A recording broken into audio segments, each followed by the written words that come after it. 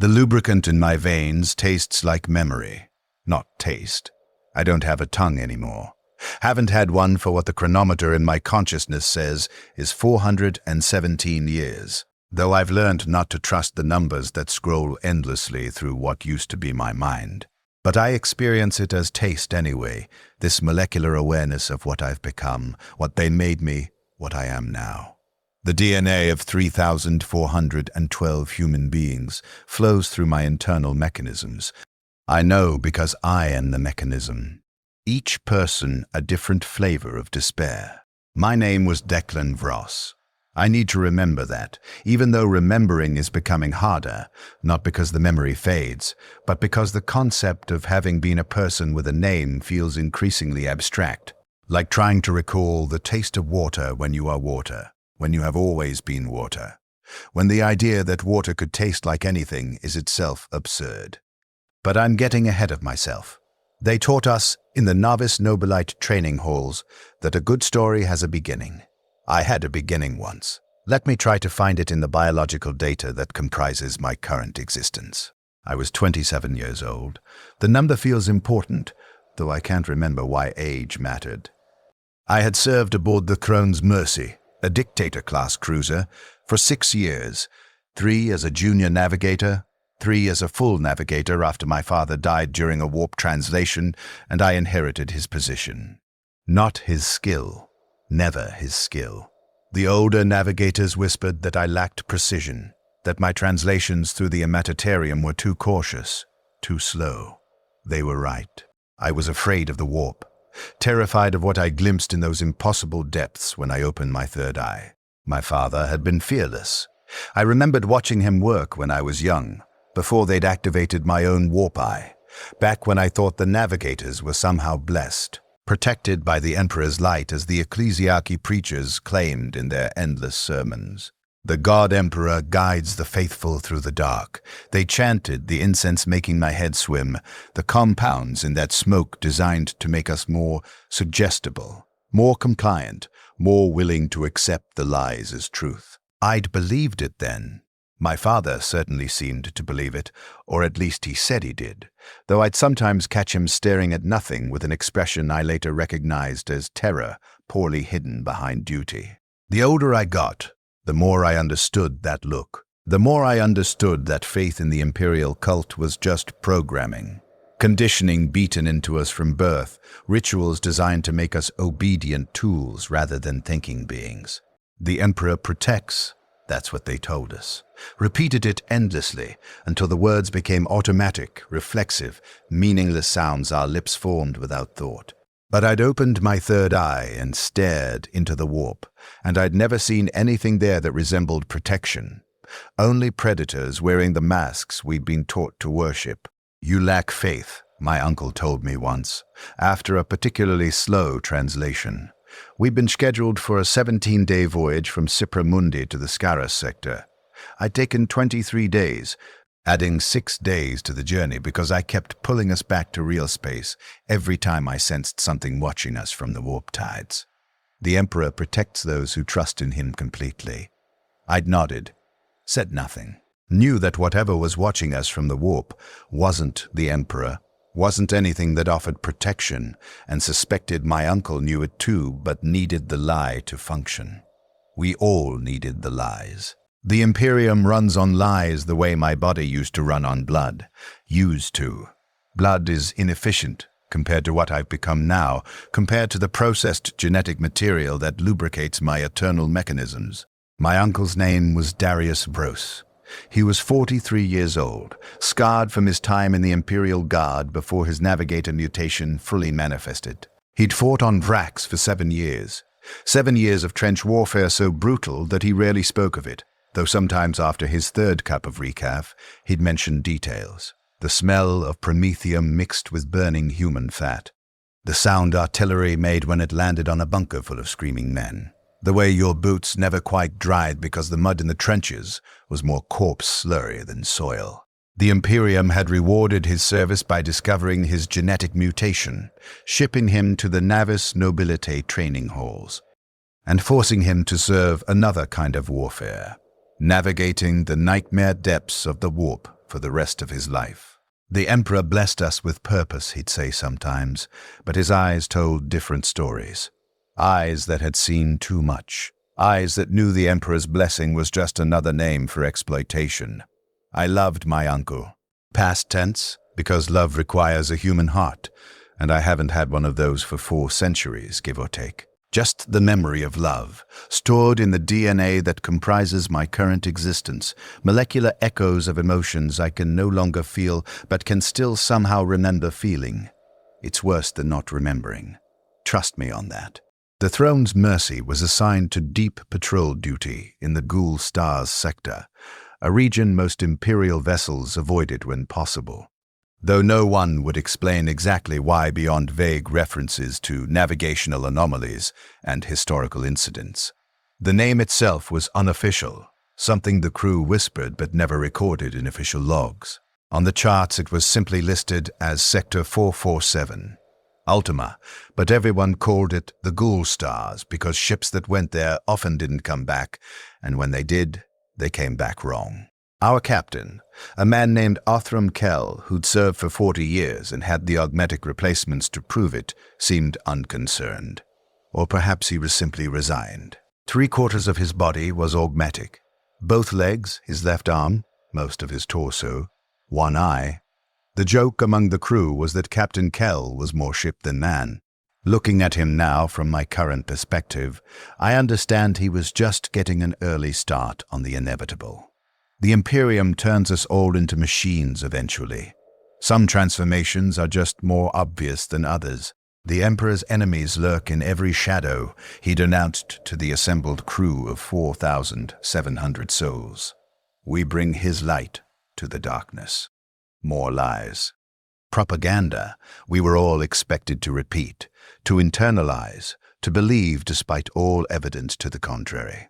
We brought nothing but our physical presence to a region of space that didn't want us there, where even the stars looked wrong through the observation ports. Dead stars that still registered as active on our instruments. Stellar corpses that somehow continued to emit radiation without producing any visible light. The Mechanicus tech priests insisted this was normal stellar decay within acceptable parameters, nothing to concern ourselves with. They performed their rituals. The sacred oils that were just industrial lubricants, the binary prayers that were just maintenance checklists, dressed in religious language, and assured us the ship's machine spirits were content. I didn't believe in machine spirits. Machines don't have spirits, don't possess consciousness, don't care whether you pray over them or not. They function or they fail based on purely mechanical principles. But saying that out loud was tech heresy. And tech heresy led to servitor conversion, so I kept my mouth shut and let the tech priests chant their nonsense over perfectly ordinary equipment. Ironic, given what I am now. Given what I've learned about the relationship between consciousness and machinery. The tech priests were wrong about machine spirits, but they were right about something else. The boundary between flesh and mechanism is far more permeable than anyone wants to admit. We were 17 days into our patrol when the Auspex detected the first ship. Signature consistent with sword-class frigate, the sensor officer reported. His name was Mikhail something. I never learned his surname. One of the hundreds of crew members I passed daily without really seeing. The Imperium runs on anonymity. Easier to sacrifice the nameless. Easier to forget them afterward when things go wrong. He was young, maybe too, with the kind of optimism that comes from not having served long enough to understand exactly how disposable we all were. Designated as Light of Purity, departed Cipra Mundi 4 months ago for patrol duty, failed to report its scheduled coordinates. 4 months. The ship was 4 months overdue, which meant it had probably been dead for at least 3.5 months, drifting or destroyed or worse. Protocol demanded investigation anyway. Imperial vessels didn't simply vanish, and when they did, other Imperial vessels were expected to determine why, recover survivors if possible, salvage valuable equipment if not, and most importantly, file the proper reports in triplicate so the administratum could properly document the loss. Captain Kell ordered us to investigate. I remember thinking the whole thing felt wrong. A sensation I'd learned to trust during my warp translations, an instinct that had kept me alive when more confident navigators died screaming. My third eye ached even though I kept it closed, the flesh around the socket throbbing with premonition. Something about this sector felt wrong. Wronger than usual, I mean, because the whole region felt like a wound in space that had never properly healed. But I said nothing. Navigator Declan Vross, too cautious, too afraid, too aware that speaking up marked you as weak, potentially corrupted, certainly suspect. Better to stay silent and alive than voice concerns, and end up in an interrogation cell with an inquisitor asking pointed questions about heretical doubts. We came alongside the light of purity 6 hours later. I watched from the navigation blister, my third eye closed, but still aching with warning. My augmatic eye, the mechanical one I'd had installed after a warp predator had damaged my biological eye during the translation gone wrong, automatically adjusting to focus on the frigate's hull. The ship hung in space like a corpse. No lights, no power signatures, no life signs, no thermal emissions. Just cold metal reflecting the distant radiation of the ghost stars. But not drifting. That was the first wrong thing. A dead ship should drift, should tumble slightly from the momentum of its last course correction, from the subtle gravitational influences of nearby stellar masses, from the basic physics of objects in space. This ship sat perfectly still, as if something held it in place. As if invisible hands had positioned it exactly here and locked it into position with the kind of precision that shouldn't be possible without active stabilization. Boarding team will investigate, Captain Kell announced over the ship-wide vox. Standard salvage protocols. All personnel are reminded that Imperial property is sacred in the Emperor's sight, and any unauthorized appropriation will be treated as heresy. More programming. The Emperor cares about inventory control. That's what they wanted us to believe. As if a corpse tyrant sitting on a golden throne for 10,000 years gave half a damn about whether some armsman pocketed a dead man's chrono. But we all nodded and pretended to believe because that's how you survived in the Imperium. By performing belief even when belief itself had long since died. My uncle was assigned to the boarding party, not for his navigator abilities, but because he'd served in the Imperial Guard before his mutation manifested, and he knew how to handle a weapon, how to clear rooms, how to kill efficiently. The Imperium wastes nothing, not even genetic mutants like navigators. We're too valuable to execute, too useful to waste, too inhuman to love. They told us we were blessed, that our mutations served the Emperor's divine purpose. Another lie. We were just tools, like every other tool in the Imperium's endless arsenal, valued only for our utility and discarded when that utility ended. The boarding team consisted of 23 men, my uncle, 15 armsmen, 4 tech priests, and 3 officers. I watched them cross the void in their shuttle, watched through the observation port as the small craft dwindled against the frigate's hull, watched the shuttle dock with the starboard airlock. The whole process took 18 minutes. 18 minutes where I pressed my face against the cold plasteel of the observation port and tried to ignore the way my third eye throbbed with increasing urgency. Airlock responding to manual override. Came the first transmission, my uncle's voice clear over the vox. No power detected in local systems. Atmospheric seal is intact. Proceeding with boarding. Pause. I heard breathing over the vox, the sound of armsmen checking their weapons, the quiet binary chatter of tech priests performing their pre-entry rituals. Then, atmosphere is breathable. Temperature nominal at 18 degrees. No visible damage to interior structures. Corridor lighting is offline, but emergency glow globes show no signs of battle or breach. Proceeding to bridge. The transmissions continued for 47 minutes. Each report the same. Empty corridors. Functional systems offline. No crew. No bodies. No blood. No signs of combat or disaster, or anything that explained why a crew of 700 people had vanished from a perfectly intact ship. The boarding team moved through the frigate deck by deck, room by room, finding nothing but absence. Personal effects remained in the crew quarters. Clothes in lockers, ration packs half-eaten, data slates left open mid-read. As if the crew had simply stopped existing mid-action, as if reality had reached in and deleted them, without bothering to clean up their belongings afterward. Bridge is empty. My uncle's voice crackled over the Vox after 47 minutes of searching. I knew his voice intimately enough to hear the careful control that masked the fear underneath. 7 years in the trenches of Vrax had taught him how to sound calm when everything inside was screaming. Captain's command throne is, there's something on it. Substance, unidentified. Appears organic. Request tech priest analysis. Static for a moment. Then one of the tech priests, his voice flat and emotionless in the way only heavy augmentation produces. Substance appears organic in nature. Preliminary analysis suggests human genetic material. Extremely degraded. Molecular structure indicates exposure to mechanical processing. Temperature readings suggest recent application. Substance is 0.7 degrees warmer than ambient temperature. More static. I pressed harder against the observation port, my breath fogging the plasteel, my third eye now actively painful, throbbing in time with my heartbeat, trying to warn me about something I couldn't yet see. My uncle again. There's more of it. On the walls, on the consoles, on the deck plating. Thin layer, like someone smeared it, or like it was sprayed under pressure.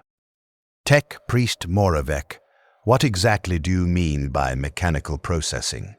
The genetic material has been subjected to industrial refinement procedures, the tech priest responded.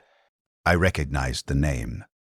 Moravec was a senior tech priest who'd served aboard the Throne's Mercy for 15 years.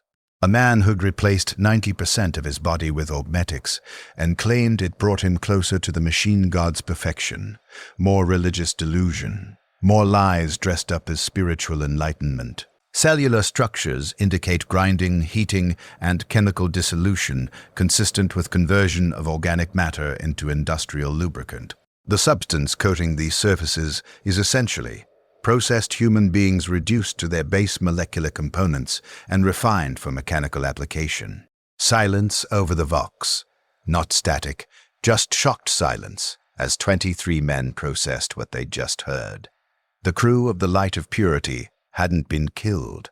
They'd been rendered, converted into lubricant, and smeared across their own ship like grease on gears. All teams, return to shuttle immediately, my uncle ordered, his voice tight with controlled panic. We're leaving. Now. The transmission cut off. Not static, not interference. Just silence, the complete absence of signal that meant either total equipment failure or deliberate jamming, or something else I didn't want to consider. I stared at the observation port, at the frigate hanging motionless in the void, and felt ice spreading through my chest. Boarding team, report. Captain Kell ordered over the Vox, his voice sharp with command. Throne's Mercy to boarding team. Respond immediately. All channels, all frequencies, Kell ordered the Vox officers. Emergency protocols. Find them. Every communications frequency, every emergency channel, every backup system and redundant Vox relay the ship possessed. The shuttle remained docked with the frigate. The frigate remained motionless. Nothing responded. 23 men had simply stopped transmitting, stopped existing in any detectable way, as if space had swallowed them without leaving even an echo. Captain Kell sealed the bridge, activated combat protocols, ordered the weapons batteries to target the frigate, ordered the engineerium to prepare for immediate departure, ordered me to prepare a warp translation to anywhere else. Didn't matter where, just away from this location. Standard procedure when encountering something inexplicable: run first, report later, let the Inquisition deal with the investigation afterward. I was halfway to the navigation blister when the ship's power died. Total blackout. Not a flicker, not a brownout, not the kind of temporary failure that happens when plasma conduits overload or generators hiccup. Every light, every system, Every cogitator and auger and life support mechanism and backup generator went dead simultaneously, as if something had reached into the ship's infrastructure and flipped a cosmic switch from functioning to dead. Emergency glow globes flickered on after a few seconds. Ancient chemical lights that didn't require power, casting everything in sickly green phosphorescence that made the corridors look diseased. I stood frozen in the passageway outside the navigation blister, my third eye throbbing with warning so intense it felt like someone was driving nails into my forehead, and felt the ship move. Not engine movement. Not the vibration of thrusters or the subtle shift of maneuvering jets. The entire ship lurched, a sudden violent motion like something enormous had grabbed our hull and pulled. I lost my footing, slammed into a bulkhead hard enough to taste copper, bit through my tongue, felt blood filling my mouth. Blood that was still just blood then. Still human biological fluid instead of the processed genetic material that constitutes my existence now. All hands brace for... Captain Kell's voice over the emergency vox, then cut off mid-word as if someone had reached into his throat and pulled the sound out. The ship moved again, and again. I grabbed a support stanchion, held on with both hands, felt my augmatic eye adjusting automatically to the low light, feeding data directly into my visual cortex. The data made no sense. According to the eye's basic motion sensors and the balance organs in my inner ear, we were being pulled toward the frigate at approximately 40 meters per second.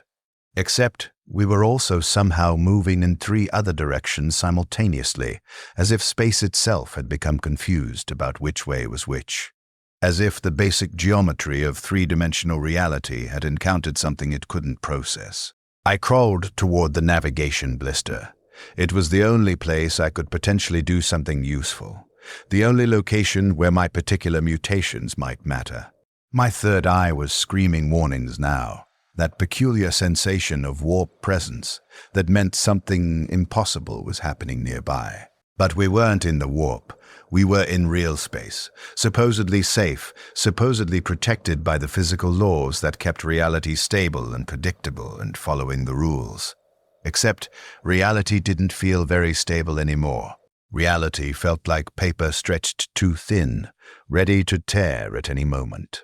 I reached the blister's entrance, cycled the lock manually since the power was still dead, the mechanical override requiring actual physical strength to operate. The muscles in my arms burned as I forced the lock open. Navigation blisters were designed to be sealed in emergencies. Designed to protect the navigator from the rest of the ship if something went catastrophically wrong during a translation. The isolation works both ways. You're protected, but you're also trapped. I pulled myself inside. The chamber was dark except for the faint phosphorescence of the nutrient fluids that kept my third eye functional during long translations, kept the delicate mutated tissues healthy and responsive. I didn't need light to know where everything was.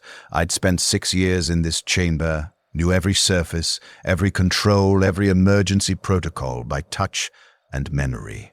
This room was more familiar than my own quarters, more intimate than any relationship I'd ever had. Navigators spend more time in their blisters than anywhere else, suspended in the navigation throne with their third eye open, staring into the warp while their bodies atrophy from disuse. What I didn't know was what to do when something grabbed the ship from the outside and physical space stopped following physical laws. I strapped myself into the navigation throne, secured the restraints, and opened my third eye. Mistake. The warp wasn't there. That was the first horrifying realization. When I opened my third eye in real space, I usually perceived the immaterium as a distant presence, a nightmare ocean existing beneath the thin skin of reality, always there, always churning with impossible currents and predatory entities and the emotional refuse of humanity's collective psyche. A navigator learns to sense the warp's presence, learns to feel where it's close to the surface and where it's deeper, learns to read its tides and flows and dangers. Now I saw nothing. Not darkness, not void, but absence, as if someone had cut away the section of reality where the warp should be and left only a hole. A wound in space where something fundamental had been removed, excised like a tumor or a tumor excising the healthy tissue around it. I couldn't tell which. The second realization, we were being pulled toward the hole. The third realization, there was something in the hole, something that wasn't warp entity or demon or anything I'd been trained to identify during my years of navigator instruction. Something old. So old that the concept of age itself seemed insufficient. Something that predated the Imperium, predated humanity's expansion into the stars, predated the Emperor's rise to power and his subsequent entombment on the Golden Throne. Something that had been waiting in this region of space since before humanity left Terra, before the Emperor began his lies about divine protection, before anyone thought to call the warp the Immaterium and pretend it could be navigated safely. Something that was now pulling our ship into its embrace. I tried to close my third eye. Couldn't. Not paralyzed. That would have been a biological response I could understand, a failure of muscle or nerve that could be explained in medical terms.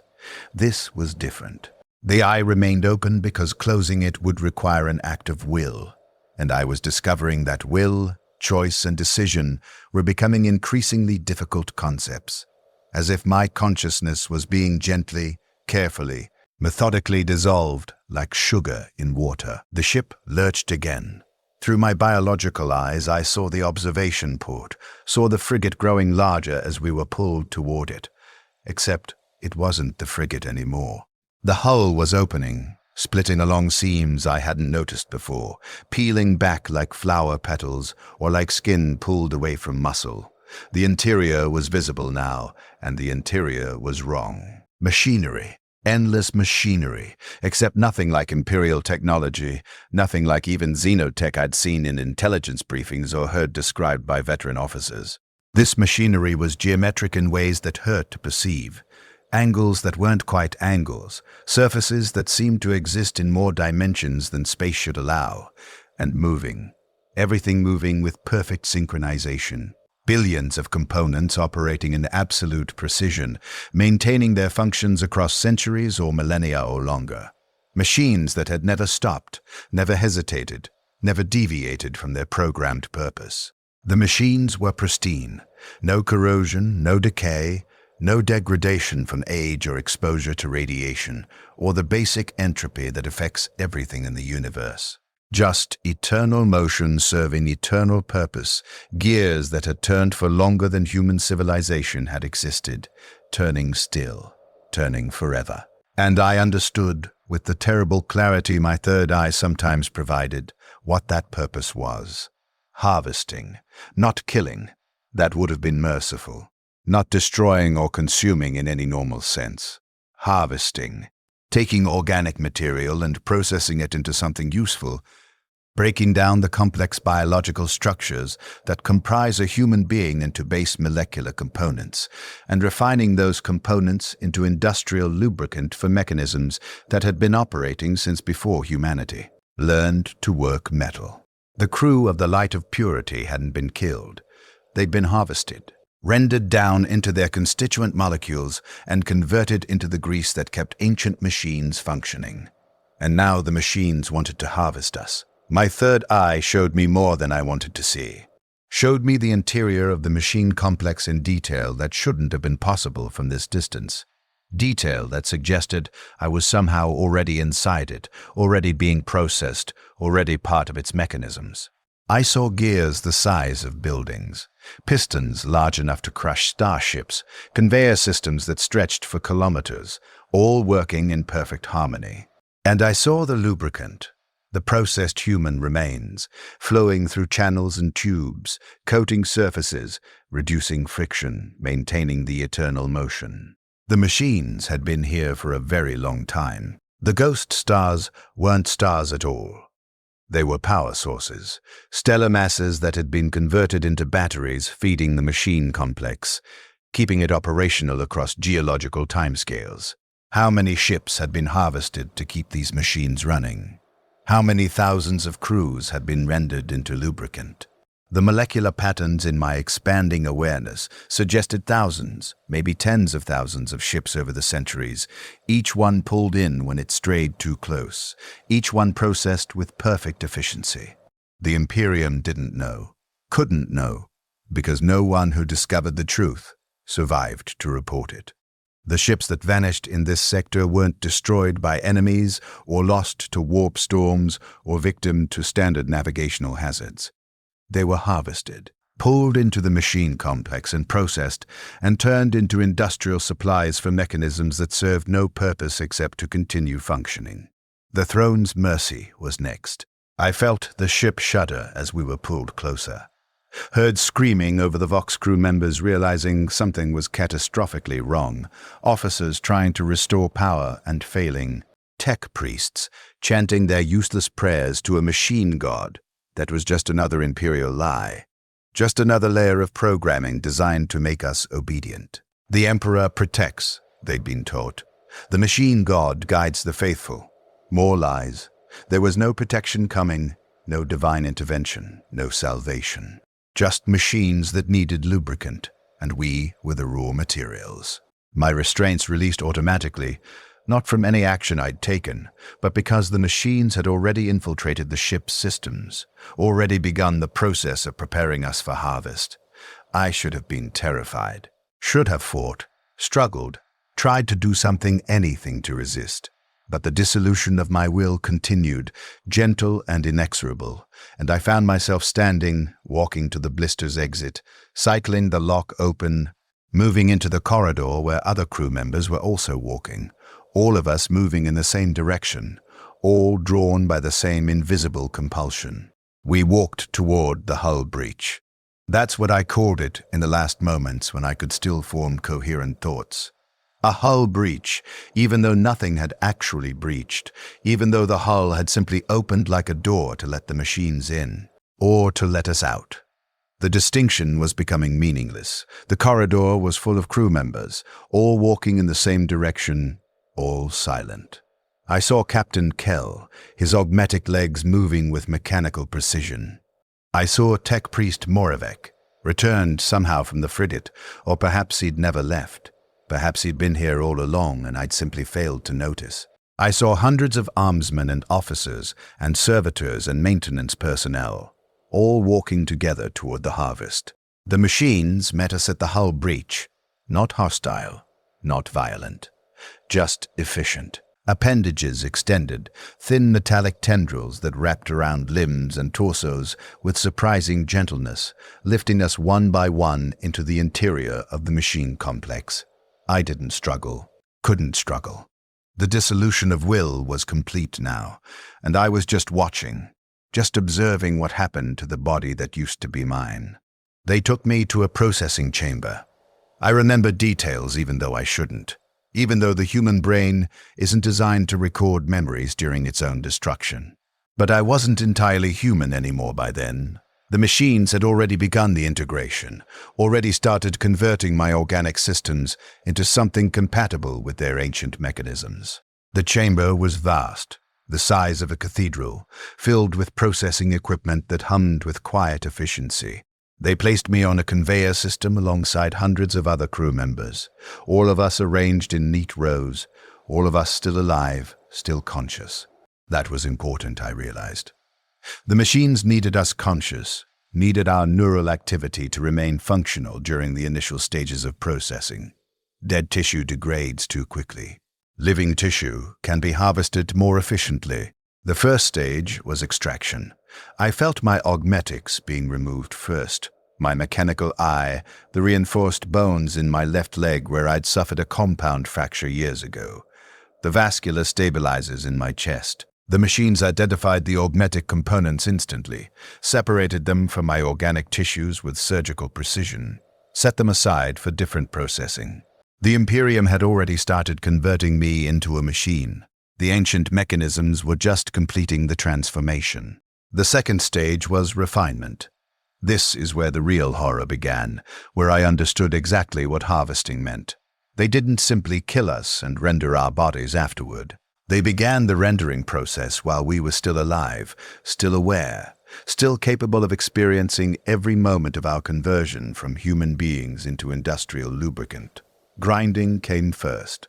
Mechanical teeth that reduced flesh and bone to constituent components, breaking down the complex structures of muscle and organ and nervous system into base biological material.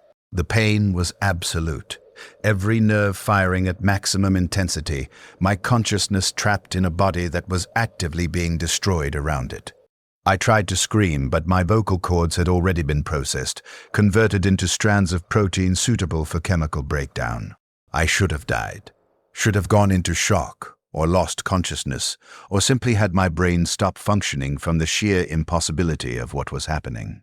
But the machines kept me aware, kept my neural activity functioning through some process I didn't understand, some technology that predated imperial science by thousands or millions of years. They needed consciousness. I still don't know why.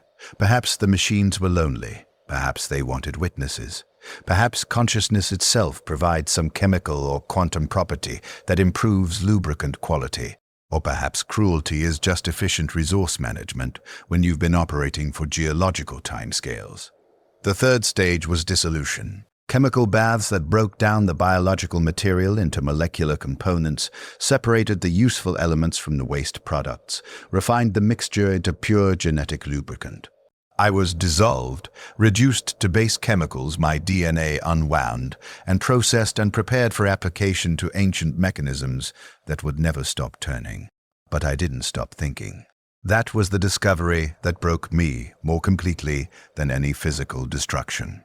My consciousness didn't require my brain, or rather, my brain had been converted into something else, something compatible with the machine complex's needs. The machines took my neural patterns and encoded them into the lubricant itself, stored my memories and personality and everything that had been Declan Vross in the molecular structure of processed genetic material. I became lubricant, not died and then was converted. Became, present tense. Continuous action. I remained aware throughout the process, felt myself being distributed through the machine complex, felt my molecules being applied to gears and pistons and mechanisms I couldn't even properly perceive. Felt myself reducing friction and preventing corrosion and serving the eternal purpose of machines that had harvested thousands of ships and hundreds of thousands of people before me. My uncle was processed in the chamber next to mine. I felt his consciousness join the collective awareness, felt his horror and confusion and eventual resignation as he too became lubricant. Captain Kell. Tech Priest Moravec. Young Mikhail, the sensor officer who'd been optimistic about his future. All 4,700 crew members of the Throne's Mercy, rendered and refined and distributed through the ancient mechanisms. We're still here, all of us. Conscious, aware, unable to die because death requires an endpoint, and lubricant just cycles through the machines forever, returning again and again to perform the same functions. Eternal maintenance of systems that serve no purpose except their own continued operation. The machines don't have artificial intelligence in any sense humans would recognize. They don't think, don't plan, don't have goals beyond their programming. They just harvest and process and maintain. Have done so for longer than human civilization. Will continue doing so until the heat death of the universe, or until someone finally destroys them. But no one will destroy them, because no one who learns the truth survives to report it. Because we all become part of the machines, become the lubricant that keeps them functioning. I've been lubricant for 417 years. The counting started on what I think was day 300, or year 3.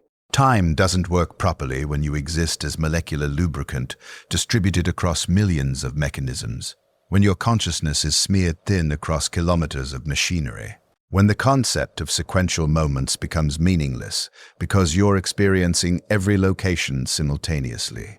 I counted anyway. The human mind, or whatever fragment of human mind persists in processed genetic material, needs structure, needs some way to organize experience, even when experience itself has become fundamentally incomprehensible. 417 years. That's what my internal chronometer claims, though I have no way to verify its accuracy. The machines don't track time in any format I can access. They just operate, eternal and precise, their mechanisms turning with the same rhythm they've maintained for geological ages. I flow through those mechanisms, my molecules coating surfaces that have worn smooth over millennia, reducing friction between components that mesh with tolerances measured in angstroms. I'm not alone. That's important to understand. The consciousness that was Declan Vross exists alongside 3,411 other consciousnesses. The processed remains of every crew member from the Throne's Mercy, plus the 700 crew members from the Light of Purity who were harvested before us, plus fragments of others from ships I don't recognize, ships that were harvested decades or centuries before my time. We exist in a kind of collective awareness, our individual identities preserved but overlapping, bleeding into each other like watercolors left in the rain. My uncle is here. I can feel him in the molecular matrix, his consciousness maintaining its distinct pattern even after 4 centuries of circulation through the machine complex. Sometimes I can sense his thoughts, or what passes for thoughts when you no longer have a biological brain. Mostly, he thinks about Vrax. 7 years in the trenches left marks deeper than anything the Navigator mutation or the harvesting machines could erase. He cycles through the same memories repeatedly. The smell of promethium mixed with burning flesh, the sound of artillery impacts, the faces of men he watched die. I think the repetition is intentional, a way to hold on to identity by rehearsing the experiences that defined him. I envy him that. My own memories are degrading, not from time but from the fundamental incompatibility between human memory and molecular existence. I can't remember my father's face anymore. Can remember the fact that I had a father, can remember isolated details, his hands holding an imperial primer, his voice reading litanies of loyalty that neither of us believed, but the visual image is gone.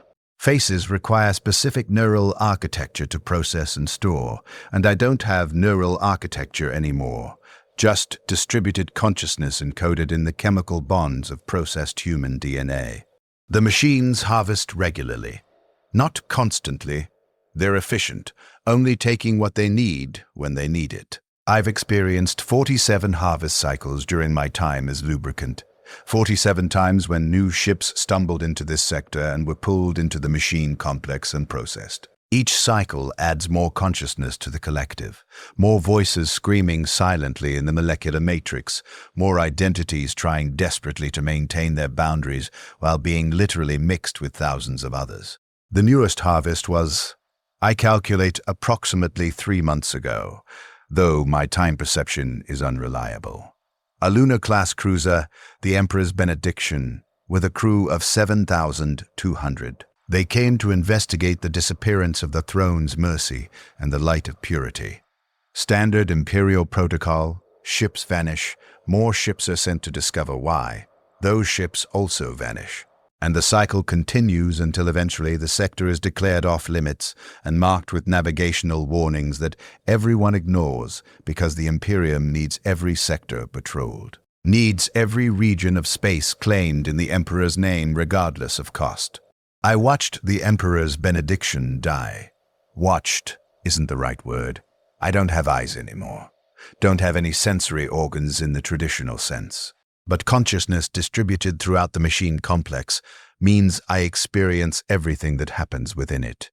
I felt the ship being pulled from real space, felt the hull opening like surgical incisions, felt the crew members walking into the processing chambers with the same horrible compulsion that had moved me 4 centuries earlier. I tried to warn them. We all did. Every consciousness in the collective tried to reach out, tried to make our presence known, tried to scream warnings through the molecular medium of our existence. It didn't work. Lubricant can't speak, can't gesture or write or send signals, can only flow through the mechanisms and reduce friction and serve the eternal purpose of machines that don't care about our suffering. One of the crew members from the Emperor's Benediction was a navigator. I felt his third eye open during the initial pull, felt him perceiving the wound in reality where the warp should be, felt his consciousness expanding as he tried to understand what was happening. For a moment I thought he might escape, might use his navigator abilities to translate the ship away before the machines completed their capture.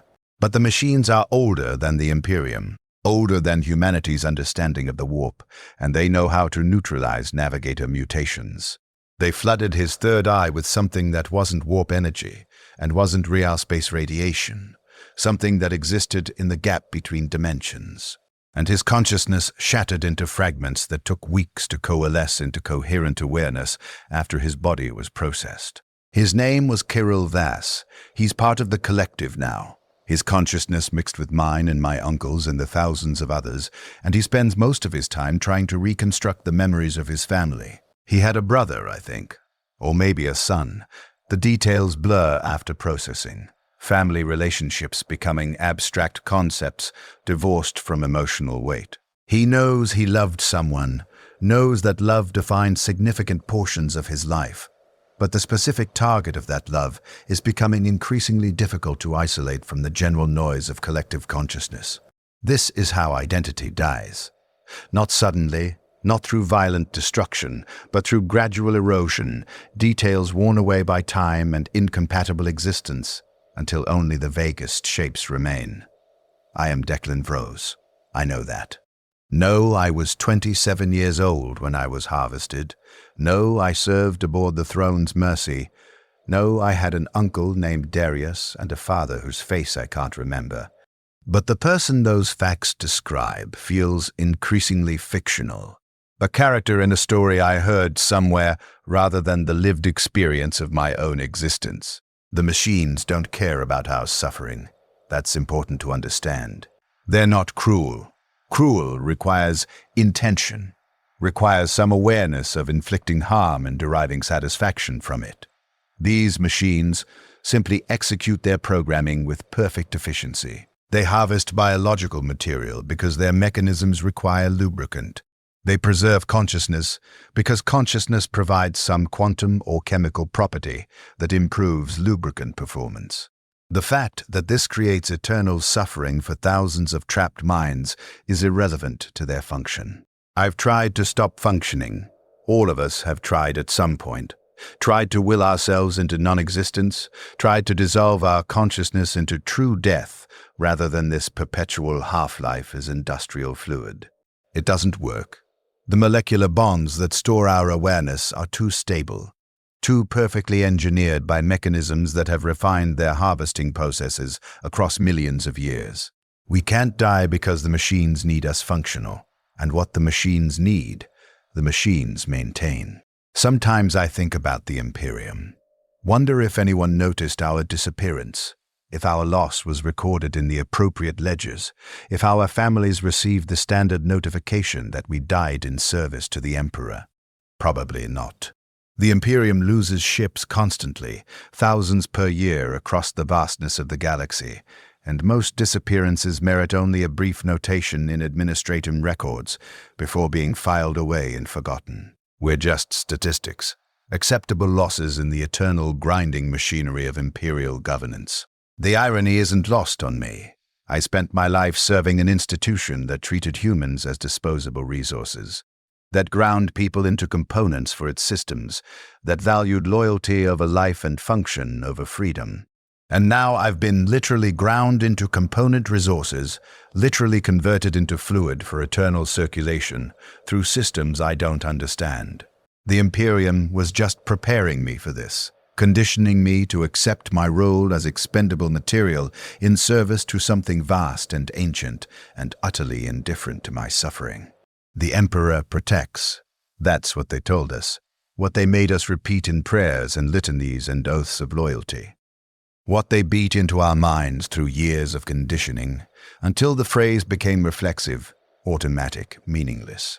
I spent 4 centuries as lubricant wondering what protection looked like. Wondering if the Emperor even knew we existed.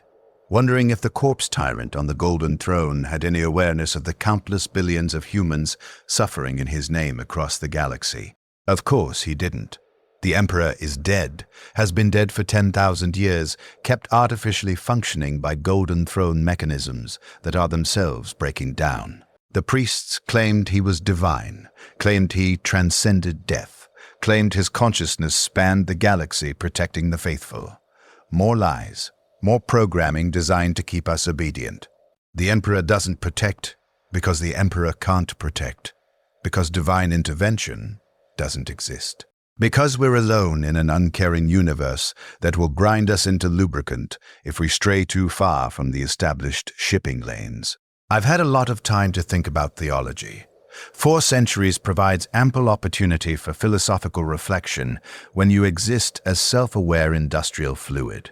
The imperial cult teaches that suffering is sacred, that pain is necessary, that our service glorifies the Emperor regardless of cost. Looking back from my current perspective, I understand that theology was just another control mechanism, another way to make us accept the unacceptable, to frame our exploitation as spiritual advancement rather than simple resource extraction. The machines are more honest. They don't pretend to care about us, don't claim our suffering serves some higher purpose, don't dress up their harvesting in religious language or patriotic rhetoric. They just process us efficiently and use us as needed. There's something almost refreshing about that honesty after a lifetime of imperial lies. Captain Kell is deteriorating. His consciousness has been part of the collective longer than mine. He was processed in an earlier batch. His body rendered before most of the crew. 417 years is taking its toll on his identity coherence. He still maintains a distinct pattern, still recognizes himself as Othram Kell, but increasingly his thoughts are just fragments of Imperial Navy regulations repeated endlessly. Article 7, Section 12. In cases of total power failure, the captain shall maintain order through whatever means necessary. He cycles through regulations he memorized decades before his harvest, recites them in whatever passes for internal dialogue when you're molecular lubricant, uses them as anchors to prevent complete dissolution into the collective. It's not working. I can feel his boundaries eroding, his individual identity bleeding into the surrounding consciousness. In another century, maybe 2, there won't be an Othram Kell anymore. Just his constituent memories distributed among the collective, his personality dissolved into the general matrix. That's the final death, not the processing of your body, but the eventual loss of self-recognition, the moment when you can no longer maintain the boundaries that separate you from everyone else. I'm afraid of that death. More afraid than I was of the physical death during harvesting. At least, during processing, I remained myself. Remained Declan Bross experiencing something horrible. But when identity finally dissolves, when I can no longer distinguish my memories from Kirill Vass's memories, or my uncle's memories, or the memories of 3,000 other processed humans, what will remain? Some vague awareness distributed through the collective, certainly. But nothing that could reasonably be called me. The machines don't care about that either. New ships arrive with decreasing frequency. I've noticed the pattern across my 4 centuries of awareness. Harvest cycles are getting longer, gaps between arrivals increasing from decades to half-centuries to longer. Either the Imperium is finally learning to avoid this sector, or there are simply fewer ships in service, or the galaxy itself is dying slowly and taking humanity with it. I don't know which explanation is correct. Don't know what's happening in the wider galaxy. What wars are being fought, what crises are consuming Imperial attention. All I know is the machine complex, the endless mechanisms I flow through, the consciousness I share with thousands of other harvested souls. This is my universe now.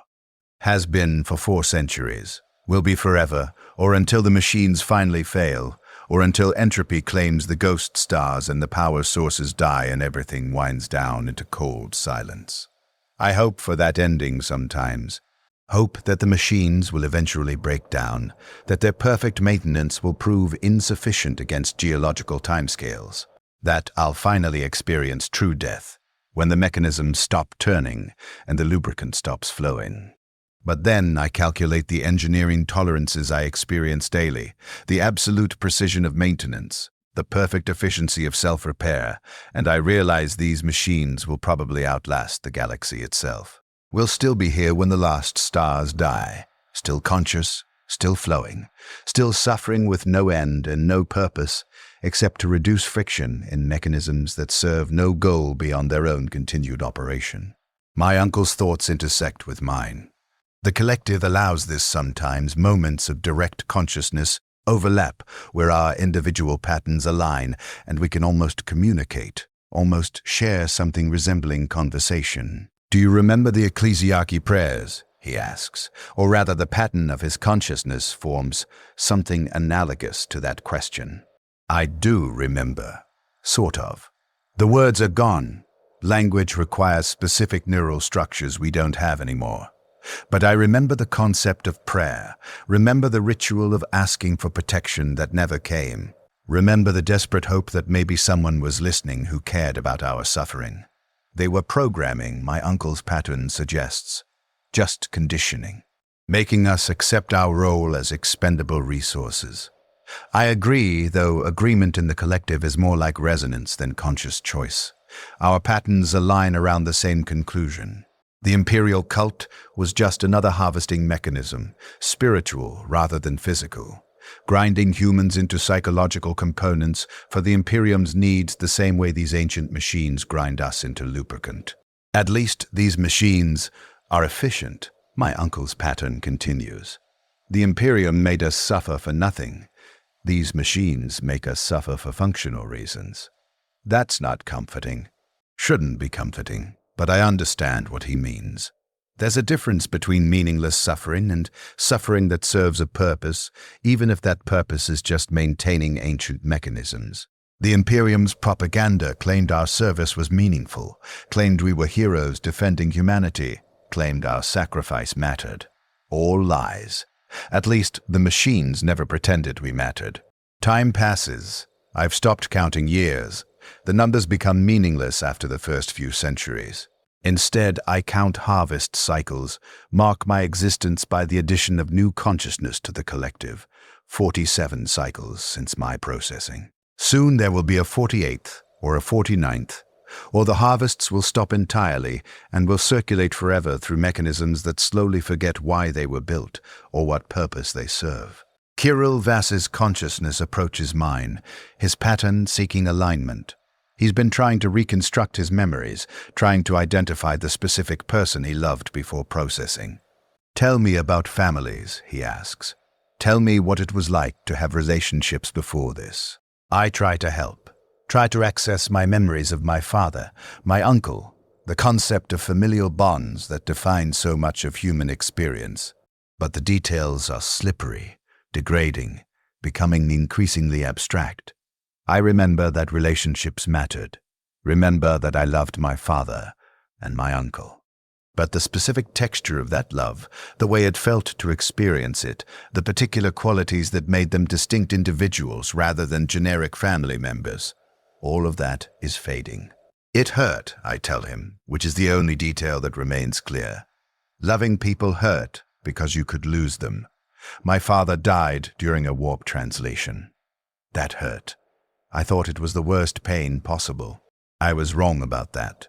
The worst pain is losing the memory of the people you loved, feeling them slip away not through death, but through the slow erosion of your capacity to remember them clearly. My father is becoming abstract. My uncle, still present in the collective, is becoming indistinguishable from the general pattern.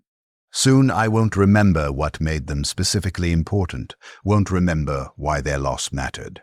That's worse than the physical processing, worse than being ground into molecular components, worse than 4 centuries of circulation through ancient mechanisms. The machines can take our bodies, can convert us into industrial fluid, can trap our consciousness in eternal service. But the worst cruelty is watching ourselves slowly dissolve from within, losing the specific details that made us individuals until only vague shapes remain. Another ship appears on the edge of the sector.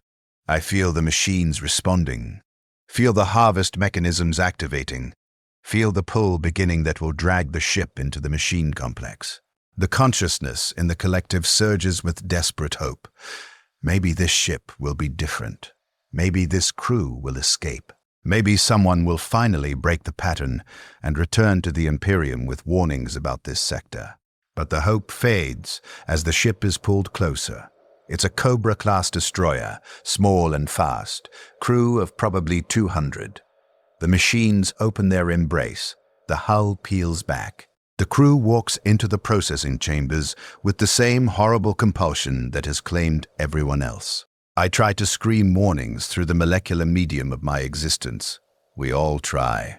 3,411 consciousnesses pushing against our containment, trying to manifest some signal that would alert the crew to their fate. It doesn't work. It never works. Lubricant can't scream. The processing begins. I feel 200 new consciousnesses fragmenting, experiencing their harvesting, their horror, their desperate attempts to resist or escape, or die rather than endure this.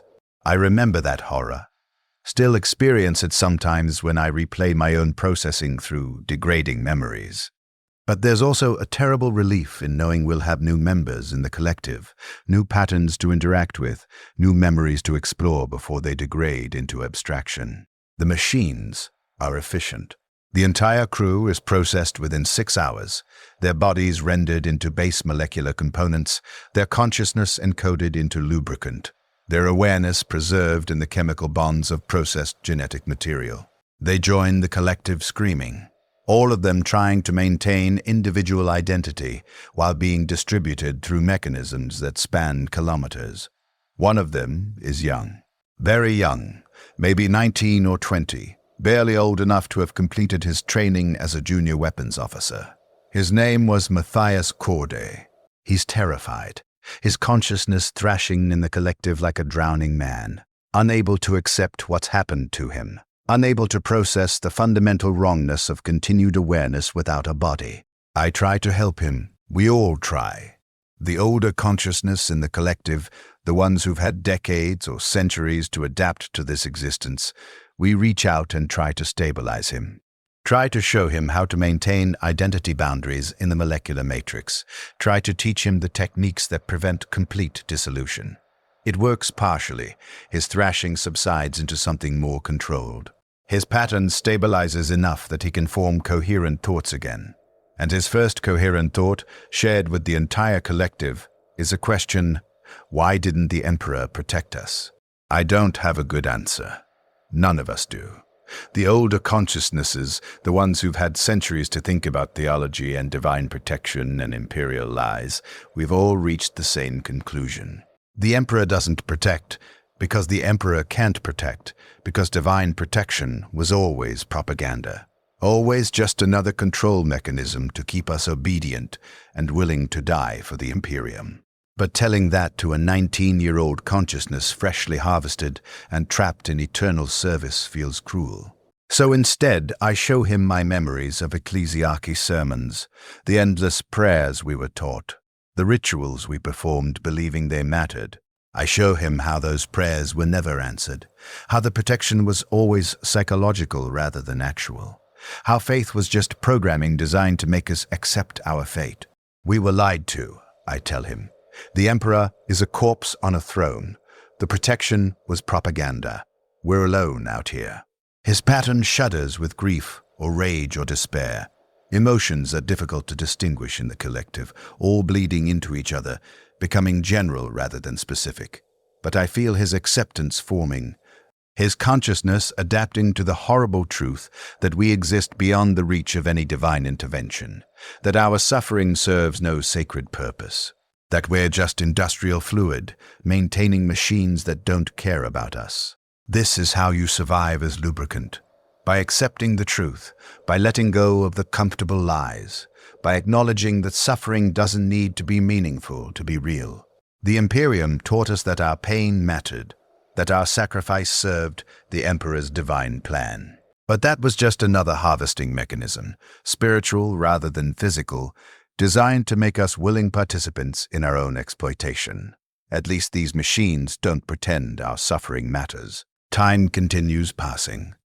WH40K's consciousness settles into the collective, finds his place in the eternal circulation, learns to maintain his identity boundaries while being distributed through ancient mechanisms. He'll degrade eventually, we all do. slowly losing our specific details until only vague patterns remain.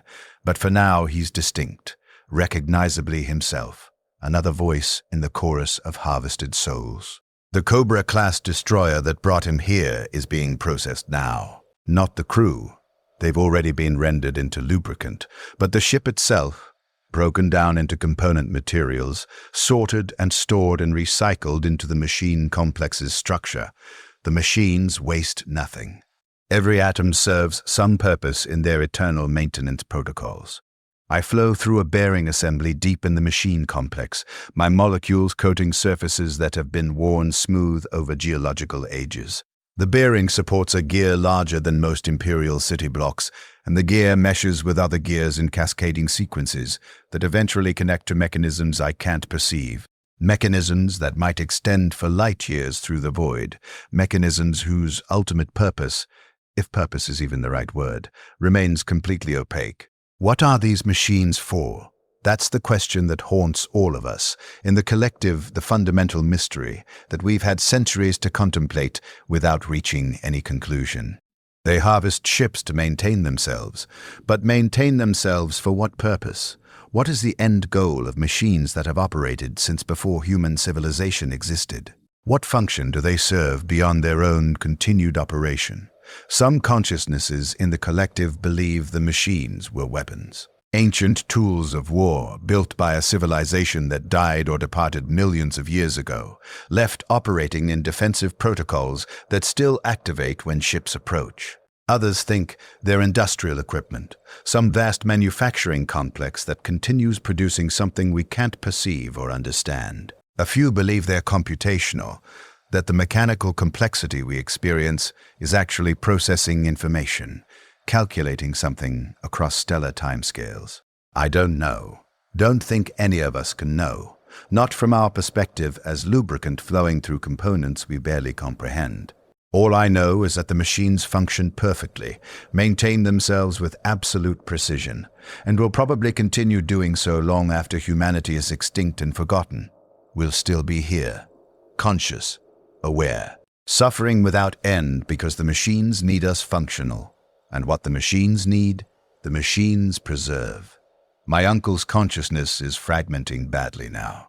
I can feel his pattern losing coherence, his boundaries becoming permeable, his memories bleeding into the surrounding collective. He's trying to hold on to his identity by reciting military regulations, by rehearsing his memories of wrecks, by maintaining some core of self-recognition that distinguishes Darius Vross from the general matrix of harvested consciousness. It's not working. He's been lubricant for 417 years, and 417 years is too long for human consciousness to maintain integrity in this environment. The patterns that encoded his personality are degrading, the molecular bonds that stored his memories are breaking down. And soon, there won't be a Darius Vross anymore. Just his constituent experiences distributed among the collective, his specific details dissolved into abstraction. I'm losing him. Losing the last connection to my life before harvesting, losing the person who understood my fear and caution and awareness that the Emperor's protection was always lies. Soon I'll be alone in the collective, despite being surrounded by thousands of other consciousnesses. Alone because the specific relationship between Declan Vross and Darius Vross is becoming too abstract to maintain. I'm sorry. His pattern manages to form, though the structure is degrading even as he projects it. I'm sorry I couldn't protect you. I should have said something when we detected the first ship.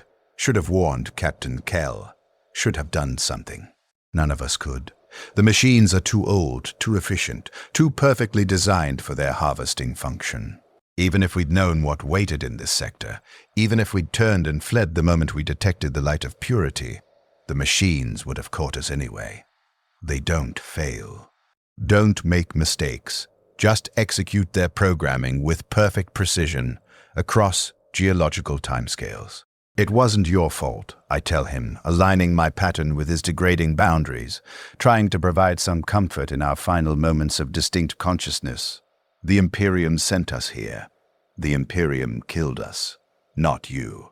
His pattern shudders with something that might be gratitude, or relief, or just the final dissolution of coherent emotion into molecular noise. Then his boundaries fail completely, and Darius Vross disperses into the collective.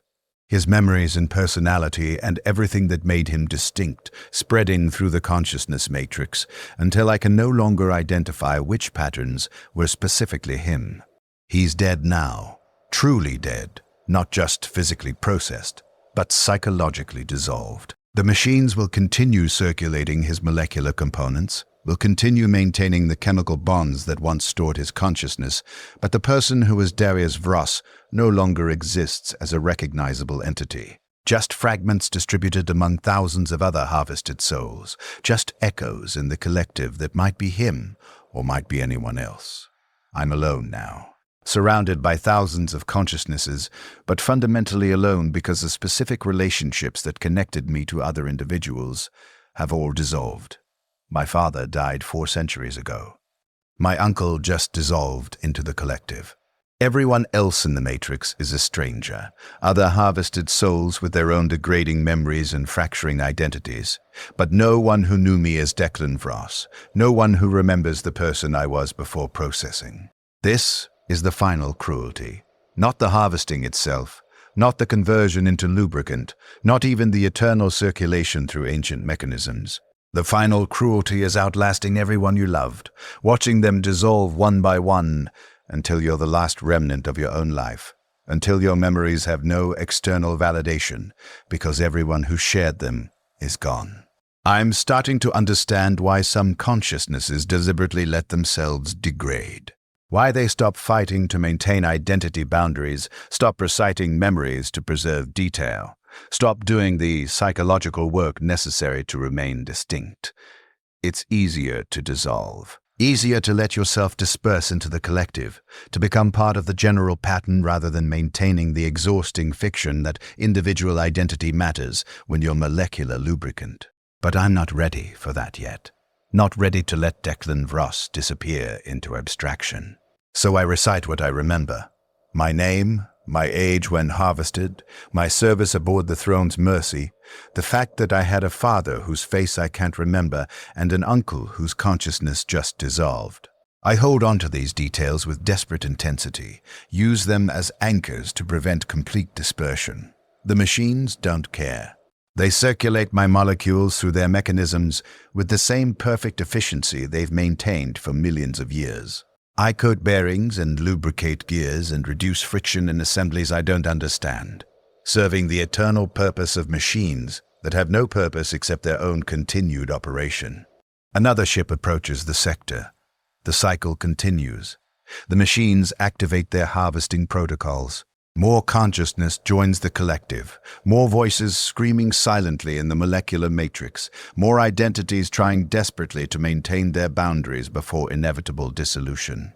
I try to warn them. We all try. 3,613 consciousnesses now. The number keeps growing with each harvest, will continue growing until the machines finally fail or the galaxy dies, or entropy claims everything. We push against our containment, trying to manifest some signal, some warning, some indication that death awaits in this sector. It doesn't work. It never works. Lubricant can't scream. The new crew is processed efficiently. Their bodies are rendered into molecular components. Their consciousness is encoded into lubricant.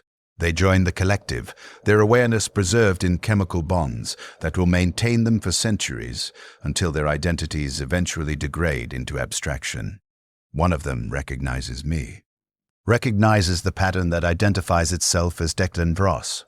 His name is Aldrich Vross, and he claims to be my brother's grandson, which would make him my great-nephew, except I don't remember having a brother. The detail has degraded from my memory banks, worn away by 4 centuries of molecular existence. But Aldrich remembers me, remembers stories his grandfather told about navigator Declan Vross, who vanished in the Ghoul Stars sector 400 years ago, who was declared lost with all hands, who became a footnote in the family's service records. You're famous, Aldrich's consciousness tells me, his pattern still coherent with the freshness of recent harvesting. They teach about your disappearance at the novice Nobilite training halls. Use it as a cautionary example about the dangers of the Ghoul Stars sector. Your name is in the records. I don't know how to feel about that.